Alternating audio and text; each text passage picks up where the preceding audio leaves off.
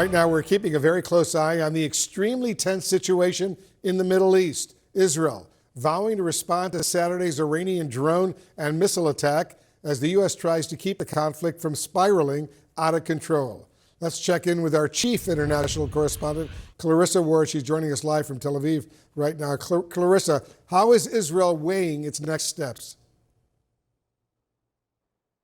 Well, today, Wolf, we had the fourth session of the War Cabinet since Saturday night's attack. That meeting went on for something like 3 hours, and there was no announcement at the end of it as to what Israel's leadership has decided in terms of a response to Iran. But there are definitely, I would say, Wolf, growing rumblings that response is likely to be sooner rather than later. The question becomes, what will it look like? Will Israel heed the caution that is being urged by many of its allies, including the U.S., to try not to escalate? Will it heed, the forceful cries from some elements of the government here, particularly part of that right-wing coalition that Netanyahu has, who are calling for a forceful attack to reestablish a deterrent? Will it be a direct tit for tat, hitting some kind of a military installation? Would it possibly be an asymmetric attack focusing on one of Iran's numerous proxies in the region? Could it be a cyber attack? These are all the various options that have been considered. And now the region really just bracing itself, waiting and watching to see what will happen. And of course, real concerns from some quarters that this could potentially escalate the situation further. And how does all this tension between Israel and Iran right now impact Israel's war against Hamas in Gaza? Well, I think it depends on the perspective you're looking at it from, Wolf. Some will say that this has been a lifeline to Netanyahu because it's really deflected attention away from Gaza, away from the withering criticism that Israel has faced about its handling of Gaza. Israel is still adamant that it is going to proceed ahead with that incursion into Rafah, where some 1 million Palestinians are currently hunkered down. Unclear as to how this will affect the timeline, whether the focus on Iran detracts from the focus on Gaza. But there is certainly domestic pressure from here in Israel for some kind of a win, or what would be viewed as a win in Israel on that front, particularly with those hostage ceasefire talks just completely stalled, Wolf. That's sad. Completely stalled indeed. Clarissa Ward in Tel Aviv for us. Thank you very much. Let's get some more on the breaking news. CNN has learned that House Republican leaders will try to pass 4 separate foreign aid bills to provide assistance to Ukraine, Israel, and Taiwan. But it's unclear whether conservative hardliners in the House will accept that.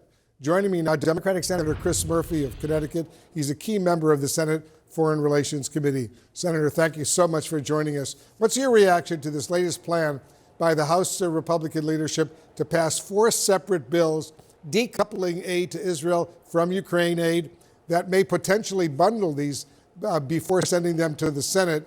But is that something you could support, decoupling all these bills? Well, I haven't, read any of the details of these 4 different proposals, so I certainly can't comment on how they would fare in the Senate or whether I'd vote for them. But it's a disturbing development. The Speaker of the House has a bill in front of him right now that has passed the Senate with 70 votes, a huge bipartisan majority. It funds Ukraine, it funds Israel, it funds important humanitarian relief, and it helps Taiwan defend itself. That bill is supported by the majority of his members, and he is still continuing to refuse to call it up for a vote. That bill could be on the president's desk tomorrow if Speaker Johnson just called for a vote. So every 2 days, he seems to have a new plan as to how he is going to avoid doing the right thing, just taking a vote, letting his members decide on what they feel about the Senate proposal that funds Ukraine. This new plan, I don't know how it will fare in the House. I don't know how it will fare in the Senate. What I know is that it inevitably just delays getting funding to both Israel and Ukraine. Both of those countries need that help desperately right now. As you know, Israel at this time is still deliberating its response to that Iranian attack over the weekend. When you look at how successfully Israel and its partners defended against all those missiles that were coming in, how little damage Iran actually did on the ground in Israel, would a direct counterstrike from Israel on Iran, do you think that would go too far?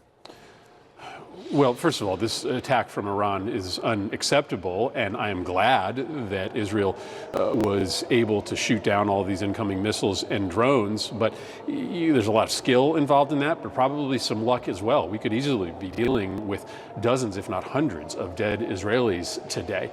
Israel has a decision to make. I think everyone knows by now that the United States is counseling Israel to engage in a strategy moving forward that doesn't escalate this conflict any further. It certainly appears that the way in which Iran conducted this strike was telegraphing the fact that it does not want to be engaged in a deeper, bloodier, long-term conflict. And right now, with our ships being shot at in the Red Sea, with Gaza still on fire, with unrest in Jordan, this is the absolute wrong time for there to be an additional new, broader conflict in the region. The White House says this decision is now up to Israel. Listen to this. Listen. This is an Israeli decision to make. Whether and how they'll respond, we're going to leave it squarely with them. We are not involved in their decision-making process about a potential response. So, Senator, what should the U.S. role be, and what advice should the Israelis be receiving from the United States, considering the risk to U.S. troops throughout the Middle East region if this conflict were to spiral? Well, Israel is a sovereign nation, and this was undoubtedly a vicious attack on their territory and on their people. So Israel has a right to determine for themselves how they respond. I think the president has been right to say that this is Israel's decision. The United States is not going to participate in this attack, and I think it's important for us to signal to Israel that the way in which they respond needs to be and should be calculated so as not to get Israel or the United States more deeply involved in a direct confrontation with Iran right now. That is not good for Israeli security. It is not good for U.S. security. Our focus right now needs to be on getting those hostages out of Gaza, bringing the war in Gaza to a close. There's already been enough damage done to Israel's national security and to the U.S. national security. We don't need another wider, dangerous conflict with Iran. Senator Chris Murphy, thanks so much for joining us. Thank you.